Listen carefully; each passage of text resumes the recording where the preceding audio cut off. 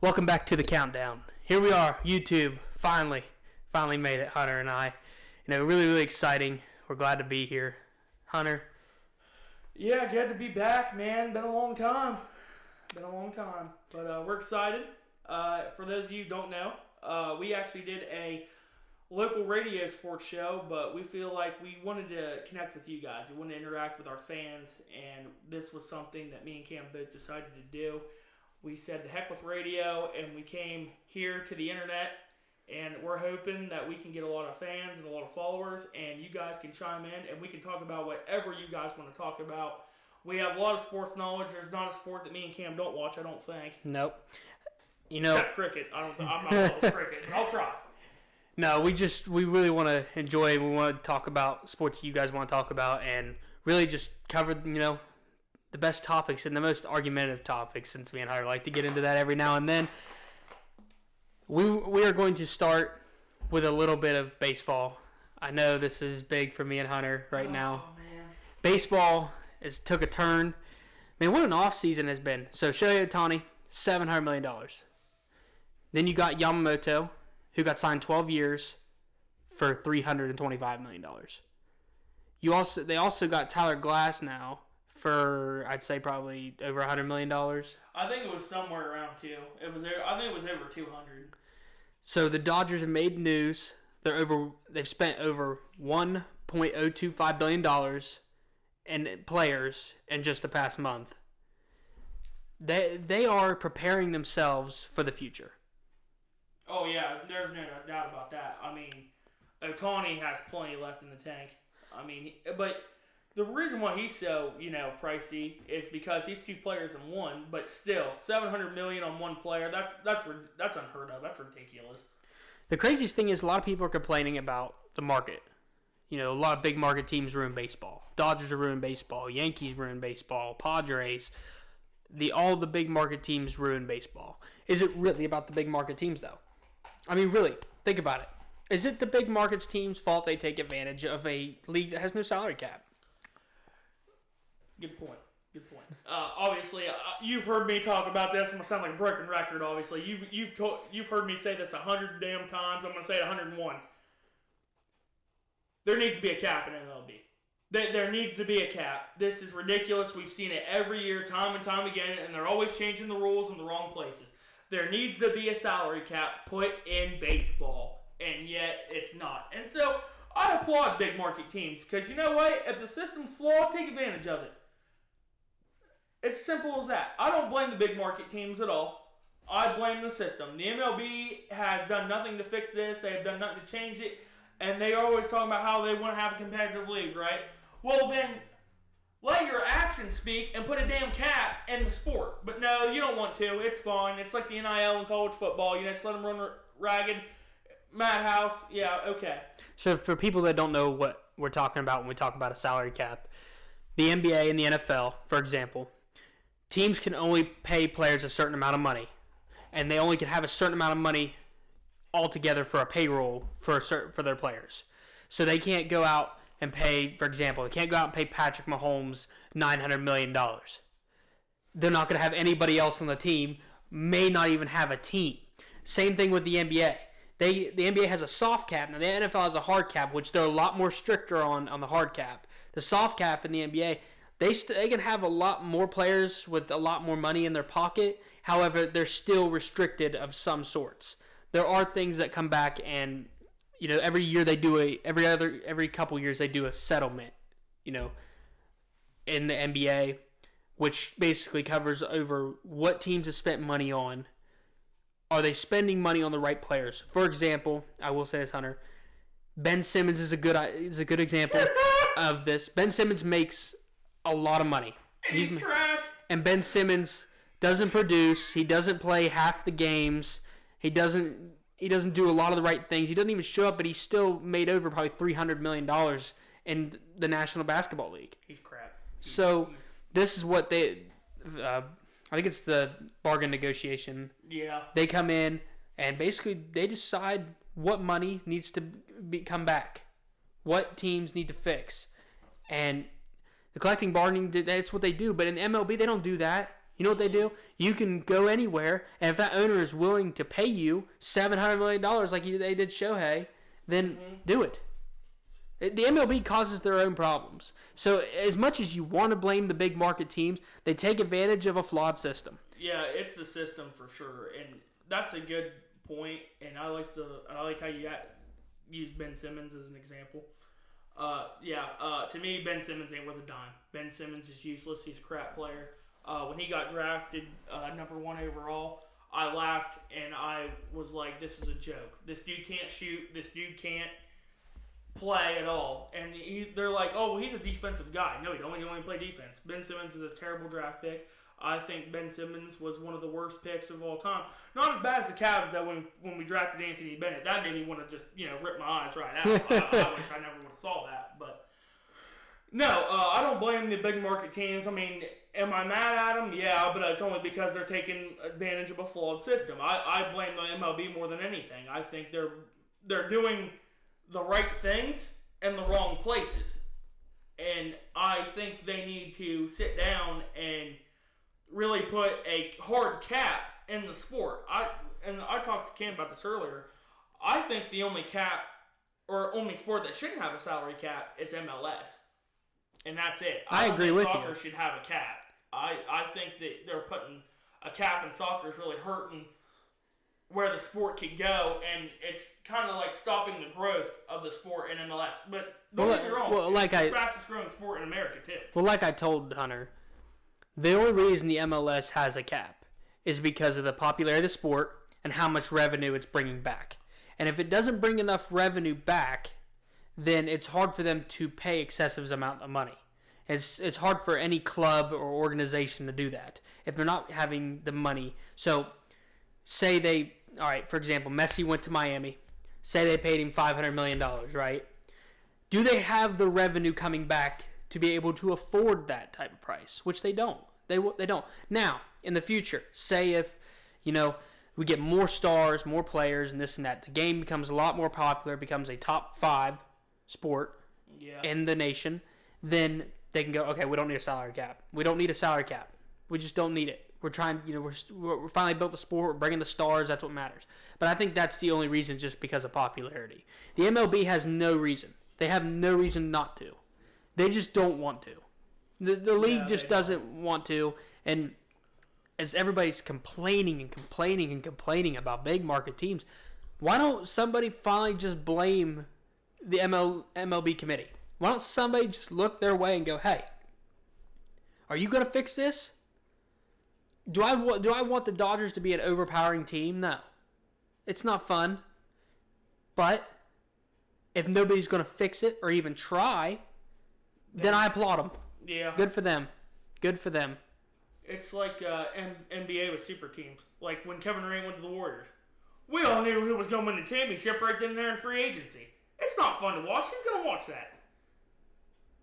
I mean, nobody's going to want to watch that. That was the one thing in the NBA. Everybody got upset about the super teams. I hate to say it. I give praise to them. I mean, that's kind of stopped as much. They've tried to. The NBA's tried to stop that as much as possible. It's funny how everyone complained about Howard Stern, and I miss Howard Stern over Adam Silver because Howard Stern would never allow any of that. Would never have allowed Damian Lillard to get the Bucks. Howard Stern never would have allowed. He didn't allow Chris Paul to go to Kobe. He didn't allow Chris Paul to go to the LA Lakers. Yeah, so MLB is a huge topic, and it's probably a good one to start on because there's just so much to talk about. It's been the top news story of the week, really. I mean, since Shohei got signed, this has really been the story. Right. And I think he's a super ultra talented player. He's obviously a 2-time MVP. And yes, does he deserve his money? Probably because he's actually a great pitcher and a great batter since Babe Ruth. The first one we've really seen since Babe Ruth. But can they really complain that he went to the Dodgers? Well, you knew a top market team was going to get him anyway. I mean, you knew. Because they have the money. Yeah. I mean, obviously the cities help where they're located, the popularity of that city, and the revenue it brings.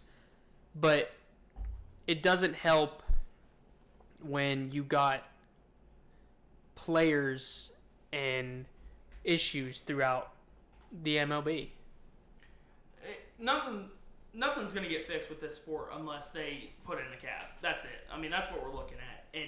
And here's another thing, too. I understand players are going to be upset taking their pay.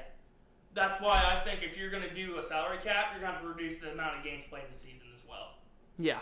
I think that's... 162 games is a little too much. I think baseball, and this is just me, I think baseball should start in March. It should end in August. I think it should be spring to summer. Yeah, because football season just kills baseball. Right, It like, the playoffs are the best time of year for baseball, and it just gets and it's on ruined. the brink of football. It's really right. It runs in the brink of NFL. Not even NFL. College football and NFL get in the way of the popularity of what baseball's World Series and playoffs are about. I mean, it's right in the middle of, right in the dead center of college football playoffs ground middle season. They are, in October, that is their middle season. Right. And everybody loves the popularity of that. And the problem is they put it on weekends. They'll put the playoff games on weekends. Well, nobody's going to watch it over college football and NFL. It's just, it's in the way. And I hate to say it because I love watching postseason baseball. Listen. Oh, it's the best time to watch baseball. Yeah. Best time to watch baseball. Which, by the way, Hunter and I both predicted our most improved teams of the year. He picked the Arizona Diamondbacks, and I picked the Texas Rangers back in March. And they played the World Series. And they played obviously my team lost. I mean, I knew that was coming. Yeah, I knew. We didn't think they were going to be there. And for them to be there, that was awesome. Definitely awesome, man. Yeah, so we do know what we're talking about. Shockingly, I mean, it shocked us too. I mean, we thought we were nuts. Well, who was the other? I had Orioles too. Yeah. I had two. You only have one team make the playoffs, I think. I had two. I had I had Mariners and. Oh, you Seattle didn't make it. No, but they almost made it. They came close. Made it. Yeah, and I had I think I had Reds. I think I had the. You had the Orioles, you had the Diamondbacks, and the Marlins? And I think you did, yeah. I had all three of mine make the playoffs. Yeah. Holy shit, that's shocking to me. Yeah. So it was good overall. Was way shorter. Like, I was a left field. Like, I mean, I didn't even think that was going to happen. No, we just picked some teams. Yeah, we anyway, picked a lot of MLB talk, a lot of things to talk about. And obviously, there's going to be a lot more news before the season arrives. Oh, dude, this is just the start. Yeah, we're just getting the start of it. I guess we can also highlight wasn't really a free agent move, but Juan Soto going to the Yankees. I mean, and a big trade package. I'm just saying that was another big move. He's a Yankees fan, just for throwing it out there. He's a Yankee, and that makes me sick. Listen, the Cubs have to sign back Cody Bellinger. I think that's a mistake. If we don't, I'm leaving. I'm already happy that we didn't keep Ross. I think that's bullshit. We did him dirty. I'm not happy. I'm not happy about that one. And so now we're gonna move on to college football. All right, we're going to jump into some college football. Hunter and I want to talk about the bowl games. There's a whole bunch of stuff to talk about. Hunter, which bowl games are we getting started with? Well, obviously we're going to pick our Mountaineers first and foremost because, West Virginia. It's been a rough few years. Been a rough ride. But hey, we're 8-4, best we've ever done under Coach Brown, and we're going to play the North Carolina Tar Heels, which they have a lot of guys. Right before we jump into the Tar Heels, I just like to highlight the expectations of Neil Brown now. I mean, okay, so he had an 8-4 year, right? He didn't beat one team that had a winning record. He didn't jump into top 25 at all. Do you think? What is your expectations next year? Before we get into this game. Oh, if we don't do anything better, if we don't get 9-3 or 10-2 or 11-1 or undefeated, then it's not. If we don't do anything better or improve from next year, I don't think we keep him. I feel like he's got to either get 8 wins and over, or he's got to, and at least try to break top 25 one time. If we go 8-4 next year and we're ranked, then I'll let it slide. Or if we go 8-4 and we beat ranked competition, I'll let it slide. Yeah, if we don't get ranked next year, I'm kind of gonna be upset. But GG's coming back, and he was a top 10 quarterback this year. Woo woo! Yeah, Garrett Green did good. Green's my boy. Anyway, jumping into this matchup, no Drake May. Drake May is heading to. They have a lot of starters out. A lot of people are sitting on this bowl or sitting out for this bowl games in North Carolina. I'm expecting West Virginia to win this game. Heavy. Oh, if we don't win this game with all them starters sitting out, I'm gonna be pissed. I'm gonna lose it. He's gonna be upset. You're gonna see me next week ranting. That's what it's. All right, so we already both picked West Virginia. What's the next one, man? Missouri and Ohio State. Kyle McCord, Marvin Harrison Jr. is going to play. Devin Brown in practice has turned the ball over a lot. I like Missouri. I think Cody Schrader has been a diamond in the rough pick. He's my cousin, by the way. I'm just kidding. I always say that because we have the same last name and it's spelled exactly the same. But I got Missouri upset. Is it Brady Cook? He's the quarterback? Yeah, for Missouri. Cook. He's had a phenomenal season. He's by the bald, way. dude. He's had a great. For him not even to be in the Heisman conversation is kind of crazy because Missouri's actually had one of their best seasons in a long time. This was one of Missouri's best seasons. Ohio State, no Kyle McCord. Now they're going to have that backup that they were, switching in and out in the beginning of the year. Is he going to be able to fill the shoes or maybe get them a win? Don't know. Got Marvin Harrison coming back. They still have a top-ranked defense. Can Ohio State cover against Missouri? My problem is if they have no offense and this guy does not prove to show it, then Missouri's easily going to get this win. Because Missouri, the one thing they're good at is scoring points. They are good on the offensive side of the ball. The defensive side of the ball, they can be skeptical, but the offensive side of the ball, this program has for sure proven that they are good enough on the offensive side of the ball. Ohio State's the favorite by half. Well, that's the point. Yeah, I know. Well, crazy. Ohio State's favored just because of who they are right. and their season that they had. However, I still think Missouri is a team they cannot sleep on. Prediction for that game? I got Missouri. I'm going to go with Ohio State. Ooh. As much as I like Missouri, and I just said, their offense is great. I got Missouri, man. Ohio State has a top 3 defense in the country, along with Marvin Harrison and their, I can't remember their halfback's name. They got a lot of halfbacks transferring and sitting out. Mine Williams going to draft. Is he really? Yeah, dude. I'm telling you, Ohio State. Yeah. But I'm still going to Ohio State for that game. All right, so we have the Peach Bowl. Ole Miss and Penn State. Give me Ole Miss. I don't trust Penn State's offense. No, they got a brand new offense coordinator. I feel like their offense is just young. I mean, Drew Aller's going to be something special. I'm not going to lie. Penn State, to me, is just young. They are favored by 4 points, but I like Ole Miss, so I'm going to take the Rebels. Both had really good seasons. Penn State definitely had a good season. Ole Miss, there was some disappointing loss. Dart's been good. There was disappointing loss from both programs. Dart has been absolutely elite this year. And Drew Aller, for his first year starting, has actually done pretty well. And Penn State, they do have a good defense. Their tight end crew is so good at Penn State. Their receiving core is good. Penn State's always had Penn State has tons of talent. Big Ten has always had good tight ends. This is going to be a battle, but it all depends, really. For me, it depends. Is Ole Miss going to play the way they did against Alabama and Georgia, or are they going to show up the way they did against LSU? That's the biggest talk.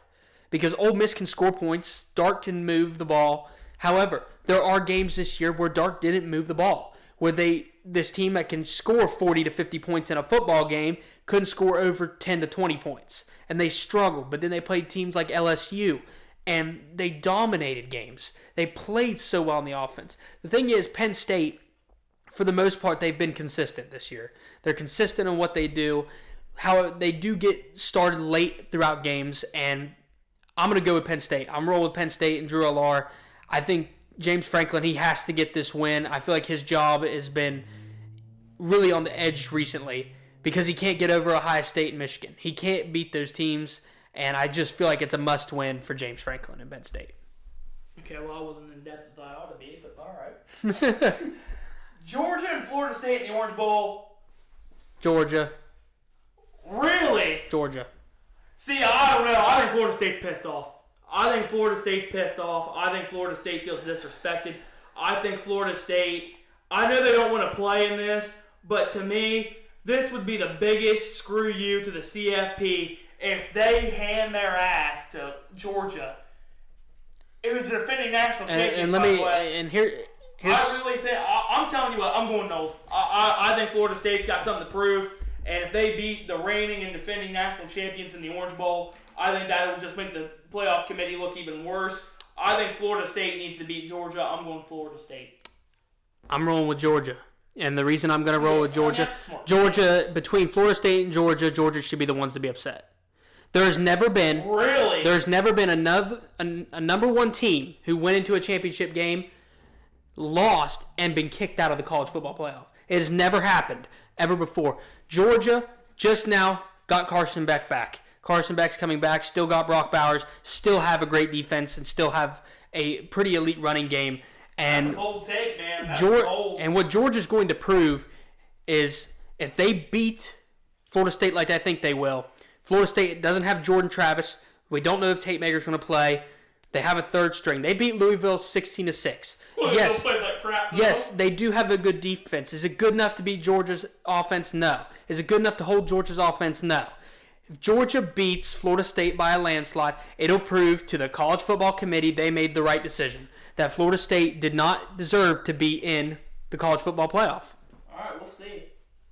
All right, we have the Fiesta Bowl, Liberty and Oregon. You know what? I'm going to do it. You're not going to do it. I'm going to do it. You're not going I'm going to do it. I'm going to do it. Oregon is not happy where they are right now. They are not happy with being in the Fiesta Bowl. They should have beat Washington in round 2. They didn't do it. They are not happy. They are upset that they are in the playoff. Therefore, Liberty beats Oregon by 7 points, and Liberty wins the Fiesta Bowl. I just did it. If Bo Nix plays in the Oregon-Liberty game, there is no chance that Oregon loses that football game. Outside of playing Washington, there is not one team that has come close to scoring against Oregon. I bet you $5. I'm willing to put money on that. I'll give you a free $5. I'm willing to put Oregon will win that football game. Now, do I feel confident Liberty's going to win? Absolutely not. But if Liberty does win, he's going to crap his pants, and that's what I'm all about. The Citrus Bowl, we have Tennessee and Iowa. Obviously, I'm going Tennessee here. Iowa ain't got no offense. Yeah, you got to. And I don't understand why. You got to roll with Tennessee. Iowa's offense, they can never perform well on the offense. They have a great defense, though. That's what exactly that just baffles me. Like, Iowa's defense is so good, and their offense is so bad, and yet Iowa wins 10 games a season. Well, the Big Ten West is weak. Well, that's true, too. And you got to remember, and now, me and Hunter kind of do have a little bit of agreement going on here. We both think that Matt Rule has a chance in Nebraska to take over the Big Ten West here in just a couple years. Yeah, he does, especially getting that one quarterback who from Georgia to there. Matt Rule has a shot. They had a pretty good season at Nebraska. However, Tennessee, Joe Milton, they're going to make it happen. They're going to make Penn it State needs an offense coordinator. Iowa, by far, needs an offense coordinator. Yes. All right, buddy. It's your time to shine. Rose Bowl, Michigan, Bama. Since Bama's your second favorite team, I'll let you go first. Yeah, Scott likes to want So, championship teams. This is a heavy matchup right here. You got J.J. McCarthy and Jalen Milroe. You got two guys who both believe they're going to be believe they're going to have a chance to go to the national championship. You have two guys who probably both believe they're both Heisman players, and they both kind of. I hate to say, J.J. McCarthy had a pretty good season. Even though it wasn't as good as last year, it's still a good season. Jalen Milroe kind of got snubbed out of the Heisman this year. And for me, it's going to be Alabama all day. I think beating Georgia was a statement. I think if beating Georgia and having the mentality that we have nothing to lose going into this game, this is what we want. We start out the season looking weak, didn't have an identity, and we finally built an identity. And they finally built some chemistry with each other, and the defenses finally came around. And really, it was the way for me how Michigan reacted to Alabama getting in more than ever. When they reacted on Barstool and was upset that I think if Alabama or Georgia, either one of those teams get in, they're upset. They wanted Florida State because they believe they had the easy ride if they got Florida State. That's the reason I believe it.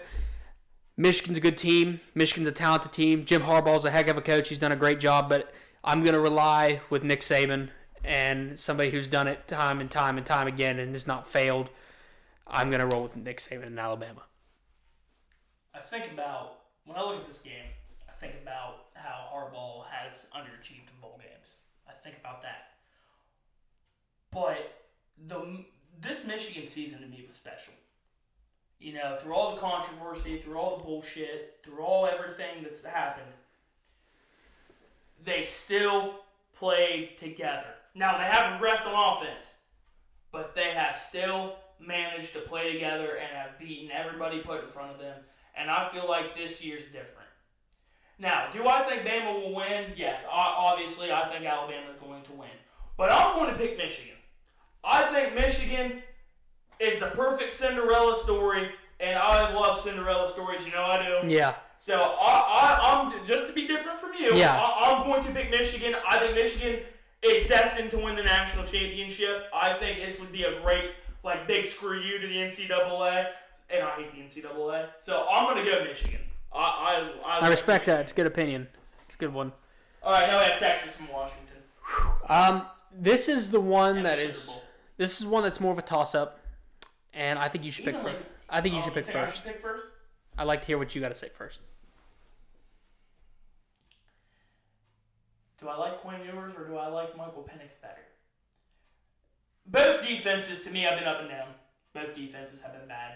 I look at this and I'm like, who do I trust late in the game? Ewers has been in and out all year. I'm going to go with Penix. That's the only reason I'm going to pick Washington. I really would not mind seeing Texas win, obviously, but I'm going to go with Michael Penix Jr. just because I like him, and I love Rome Odunze. I think Rome Odunze has been one of the most underrated receivers. I think he's been the best wide receiver in college football. I know that's a hard take, but in my opinion, I think Washington beats Texas.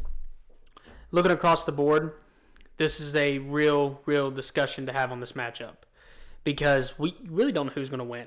I mean, Washington's had a thriller season. They've been undefeated. They won the Pac-12. They did what they were supposed to do. Michael Penix is probably going to win the Heisman Trophy winner. He's my candidate to win Heisman Trophy. Jay Daniels already won it. Oh, really?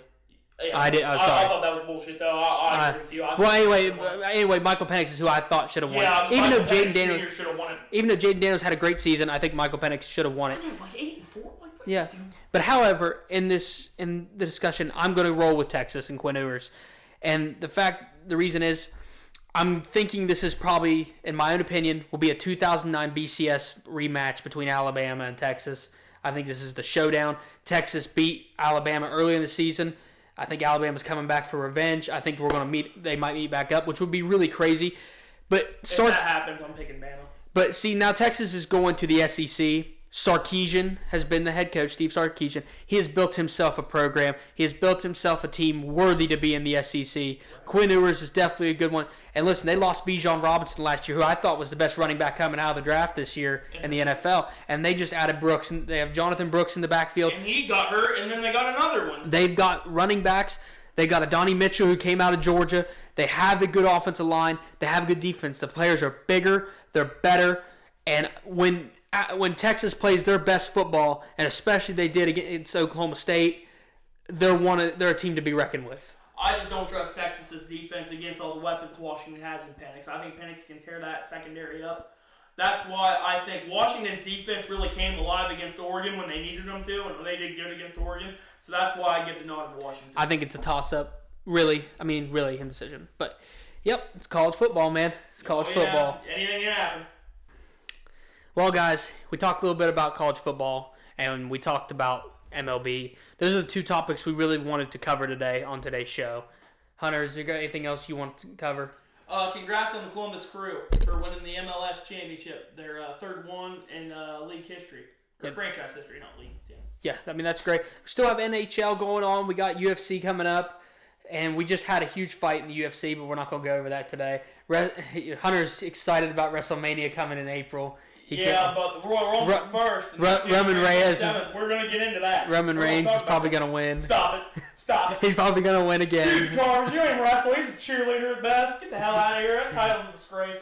But anyway, there'll be more, man. We can't wait. We're glad to be back. We haven't even scratched the surface. We're glad to be back. Hockey's it's too early for hockey and basketball, in my opinion. Really, I mean, hockey, it's way too early in the season for that. And basketball, Lakers won the in-season tournament.